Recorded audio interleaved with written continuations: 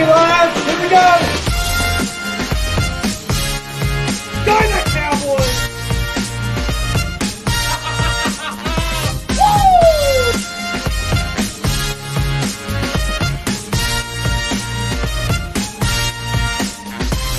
Hey guys, Sean Media just want to do a big shout out to Rugby League Coffee Lounge. All the best this year, 2020. Alright, oh, no. Fuck.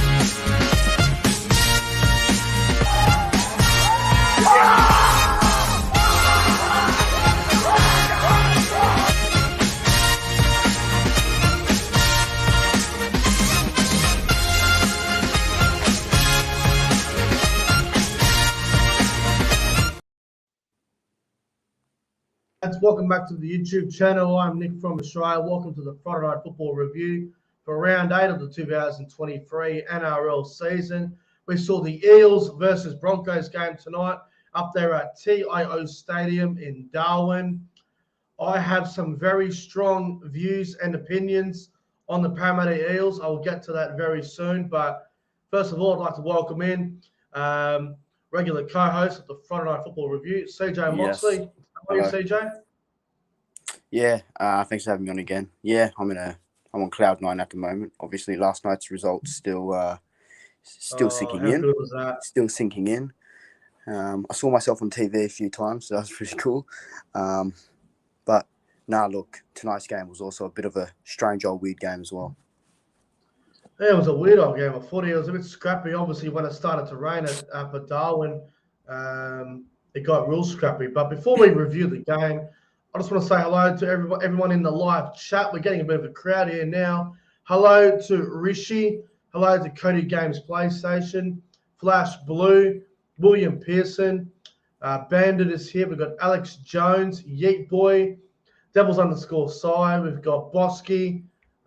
We got Frank. Luke Melbourne Storm fan. Daniel Sexton. Aaron Marnie. Damien from Newcastle. Zanpai. Faraz, hope you're all well, guys. Immortal Wolf. Apologies if I missed anyone. Just trying to get everyone I can in the live chat. Hope you're all doing well for your Friday night, April 21st, 2023. It is 10:12 p.m. here in New South Wales. Hello, Jane Lemon in the live chat as well. All right. Parramatta versus Brisbane up in Darwin. 15,000 people were there, sold out, I believe. Not the greatest game of footy, quality-wise. It seemed one-way traffic. Parramatta made it close towards the back end. What was your take on this match between the Eels and the Broncos tonight? Yeah, like you said, it was just one-way traffic throughout most of the game. I thought it was... I didn't really enjoy it personally, but... yeah, it was just one of those weird games where just everything was happening. Yeah, it was a weird old game. Brisbane obviously were very dominant in the first half. Parramatta made a bit of a late fight back there, but just weren't able to pull it off. Yeah. It was scrappy. I did not live stream this game tonight. I'm glad I didn't live stream it actually, because it's a bit scrappy. All right. We're going to get into the review now. And guys, if you're new, make sure to like and subscribe to the channel. I would really appreciate that. If you want to donate to the channel, feel free to do so. You've got Super Chat, PayPal, PayID, all available in the description box down below. If you're in the live chat watching the stream, you will see Super Chat available as well. So PayID is the way to go, guys, but any donations are really appreciated. All right. Parramatta versus Brisbane. Let's get into it. Brisbane got off to a really good start there. I think there was a penalty to the Broncos. I think there might have been a strip. Yeah. Gutherson from memory. Yes, it was. They challenged it. I think Billy Walters was the one that knocked it on, and they challenged it. Brisbane go up 2-0. I don't have any problem with them going for the 2 early on, CJ. No, it's fair, especially in the weather that it was going to be. I think it was a smart decision. Yeah. So Brisbane went out to a 2-0 lead early on, and then in the 15th minute, 14th minute, whatever it was, Reynolds put up a kick. It was knocked on by Sean Sean Russell. Russell, I believe. Yep. Picked up by Herbie Farmworth. Yep. And Herbie Farmworth went over and scored for the Broncos. He just keeps getting better and better, Herbie Farmworth. Yeah, he's had a great season so far, and he just adds on to it every game. I was expecting Adam Reynolds to keep going towards Sean Russell, maybe a lot more tonight. Same. But no, didn't matter in the end. Yeah, no, it didn't matter at all. So the Broncos are up 6-0. Reynolds missed the conversion there. 6-0 Brisbane. Then Parramatta hit back in the 20th minute. There was a inside ball to Gutherson. Gutherson kicked it and he regathered it and he ends up scoring. A weird old try, but you'll take it. Yeah, they'll take it. I mean, Parramatta, they needed it to start the game. Yeah, they get points and it took them about, 20 minutes? Yeah, 6-all after 20 minutes. And then, mate, these next two tries were insane. The Reynolds one. So there was a line break, I think, from Ezra Mann, and then the flick to Adam Reynolds. No looker. I think it was Walsh to Mann, and then Mann flicked it to Reynolds. That was an incredible try, man. The no-look flick pass. Oh, that's unreal. Mate, backing up. Oh, fuck, what a try. Unbelievable stuff there from the Broncos. They go to 12-6 lead, and then I think it was next set. Reynolds put a kick in downfield inside the 40. I think it was knocked on by Gutherson. They challenged it. They lost the challenge. And then Brisbane, I think Reece Walsh put the grubber kick in goal. And it was about to go dead. And then I think it was Cobbo or Staggs. It was one of them. They flicked the ball back in. And Ezra Mann scores the try. One of the best tries of the season. That's try of the year so far, in my opinion. Bro, it was so good. I couldn't believe it. Just to do all that, fuck, man. I thought it was going to go dead. But the ball was going dead for all money. And then I think it was Staggs or Cobbo. I can't remember which one. But I flicked the ball back in play. Ball stays in. And Ezra Mann, right place, right time. One of the tries of the season. No, whatever chances of that, it's incredible. And I think that's going to be talked about for a while this year. Yeah, incredible stuff. Broncos go to 18-6 in front, and at this point, I'm going, well, Para's in big trouble here. They are in big trouble. I saw it right before half time, there was a chip kick. I think they were aiming for Cobbo, and it bounced over Cobbo. He missed the ball. And Katoni Staggs was right there, pounced on the ball. Staggs scores out wide, and that try was a big one in the aspect of the game. Well, I think that was a try that pretty much nailed the game. Looking at the scoreline now, Staggs scores, and mate, the Broncos' tries tonight were just incredible. Oh, mate.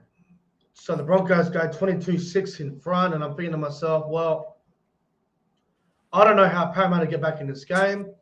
They've been flat all year. They haven't looked themselves. They are not the team they were last year, although I could say that about a few sides at the moment, including my beloved Cowboys. But 22-6 at half time, it felt comfortable for me.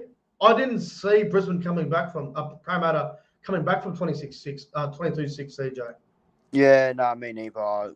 We all said it was game over at half time, and the result proves to be that. Just Broncos were playing too fast-paced, and Parra just looked a bit slowed down. Yeah, so let's get to the second half, and this is where it's going to get a little bit annoying. 46th minute, I think it was, 47th minute, around that part of the game. Mm-hmm.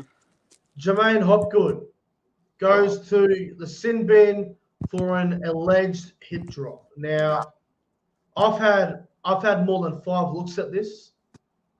Hopgood, what is he meant to do? He's literally...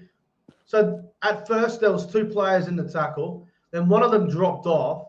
Hopgood comes in as the second player to finish off the tackle. When Hopgood tackles him, there's nowhere for him to go. Hopgood's in a very vulnerable position here. And he can't help the shape of the Broncos player, which way he's going to land. And Hopgood ends up in the sin bin for a hip drop. In my opinion, Hopgood, it was not a hip drop at all. I thought it was ridiculous. No, I agree with you. I don't think it was a hip drop. We've seen so much more worse with it, and now the whole hip drop They've thing's gone just mad. becoming a farce. And I think that just adds on to it. It wasn't a hip drop. They have gone mad with the hip drop. I couldn't believe it. Yeah, it's going to Anyway, be like this for the year now. they got to do something about it soon because everyone's getting sick of it. So Brisbane got a penalty goal out of that. Reynolds went for the 2. Broncos go 24-6 in front. I didn't understand why they were going for goal. They had 13 on 12 or 10 minutes. I don't know why they're going for 2. So stupid. Yeah, I don't know. Anyway, Points. Broncos about 8 minutes later got down the other end again and they were on the attack. And then there was a tackle. I'm trying to remember who it was. It was either Brown or Moses, one of them. Can't remember who Moses, it was. I think. Might have Moses. been Moses. It was a Yeah, dangerous because tackle. he got put High on tackle, penalty. wasn't it? Yeah, it was Moses. Yeah.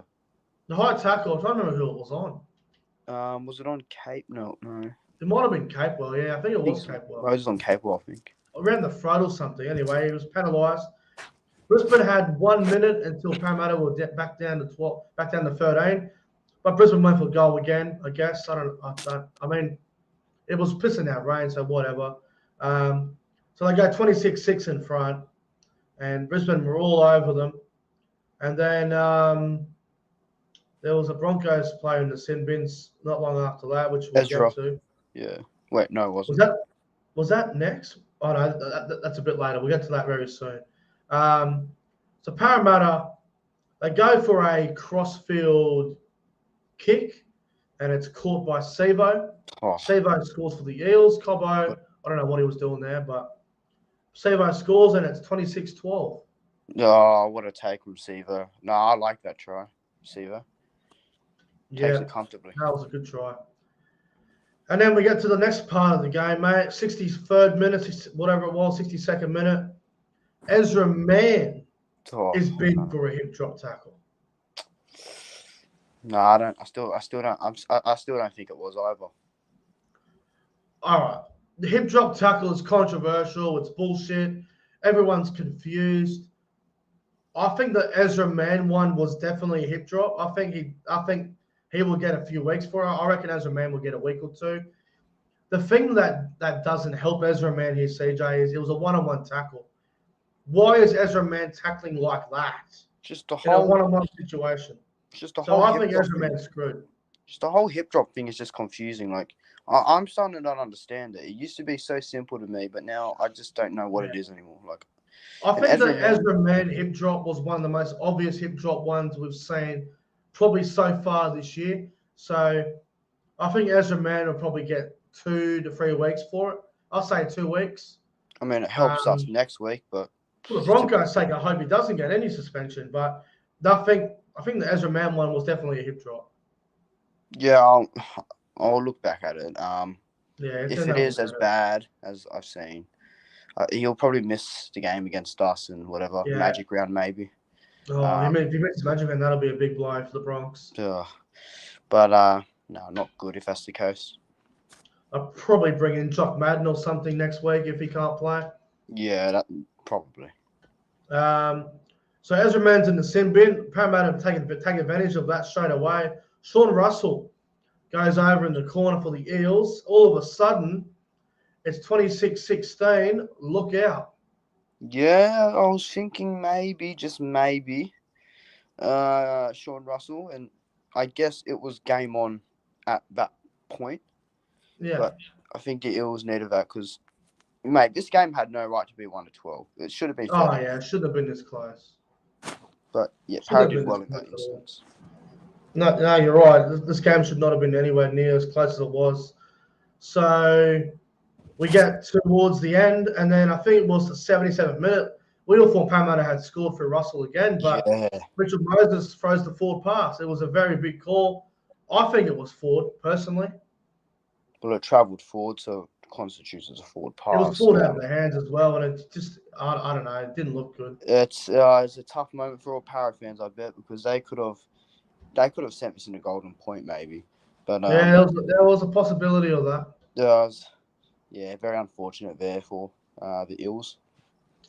Yeah, so Brisbane survived that, and we end up at full time, and Broncos 26, Parramatta 16. Mate, Well, Parramatta. I don't know where they go from here. They are now, 3-5. oh, They look, honestly, they look like shit. it looks like I don't want to say because obviously I'm not a Para fan, but that grand final last year was the losses. It does seem like it has deflated them. It really does. All right, I'm going to be completely honest here, CJ. Parramatta's style of football is absolutely boring. They look horrible. The way they are shaped up out the back with their set plays, with their block plays, and they're looking to go out the back. The way they're shaped up is so poor. The way they attack is really ordinary.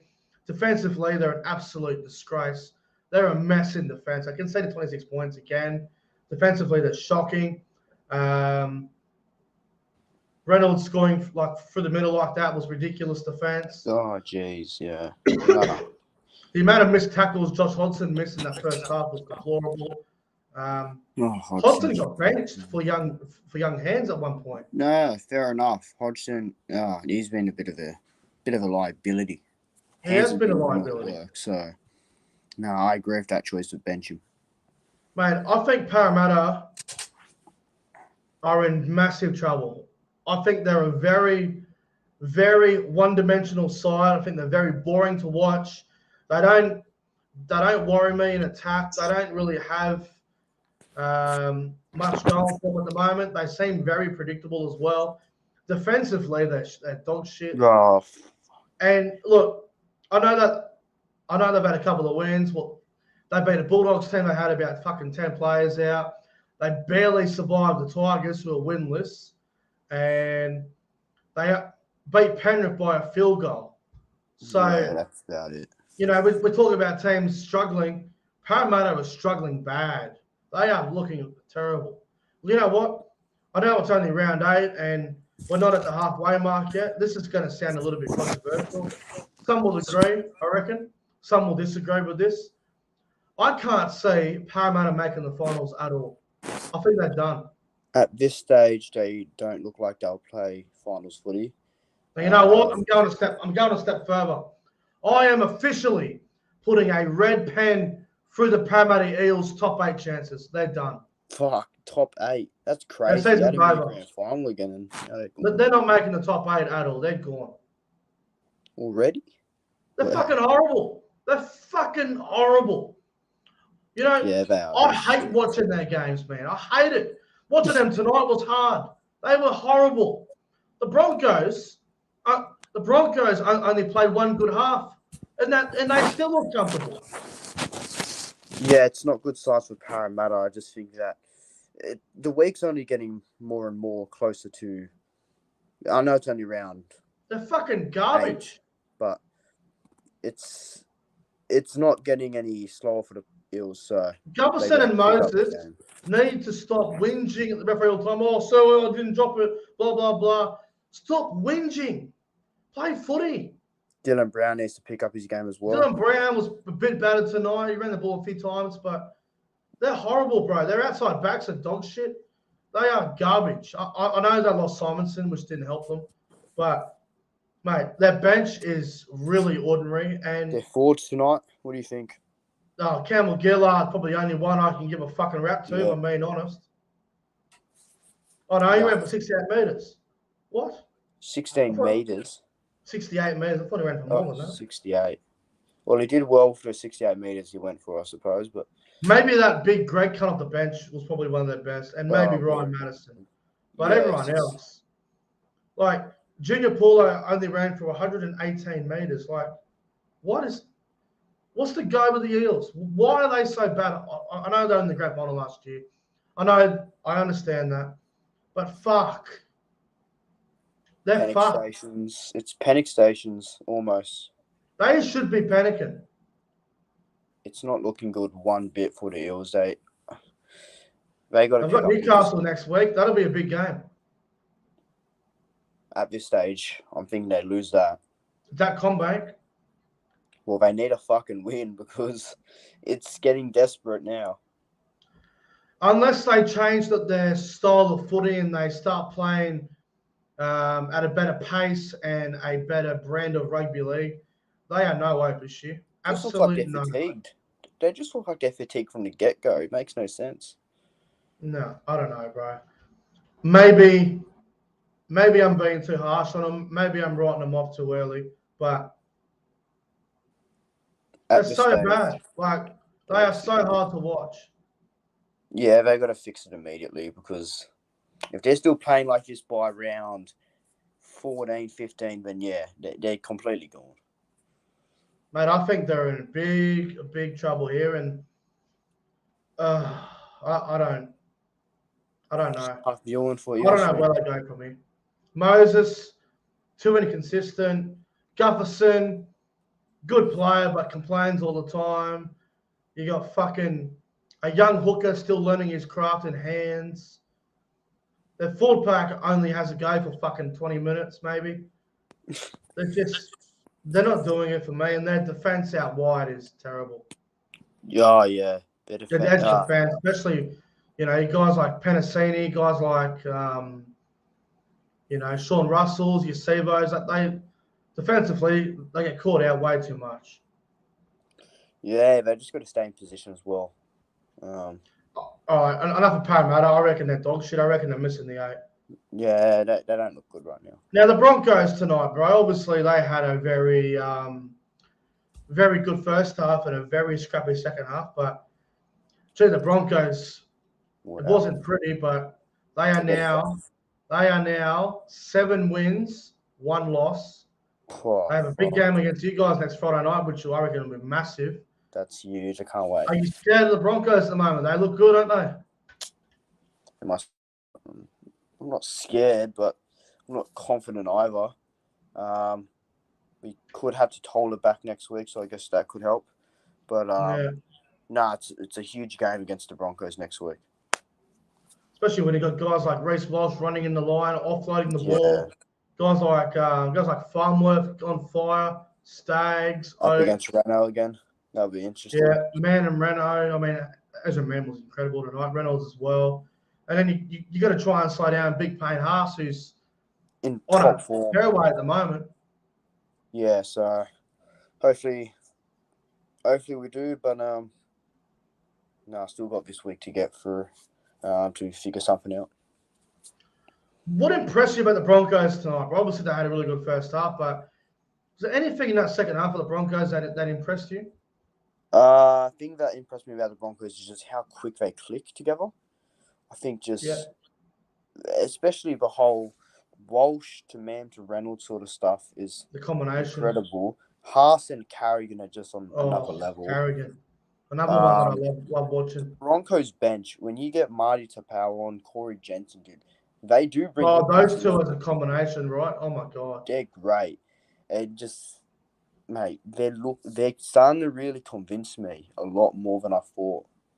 They impressed me a lot this year, the Broncos, as of right now. I still think Billy Walters needs to do a bit more from dummy half, and Pates was a little bit quiet tonight. Didn't do as much as he normally would, but they're young. They'll keep learning and they'll keep getting better. Not much more to say on this game. It was a fairly old, scrappy game. Second half, and Broncos killed them in the first half.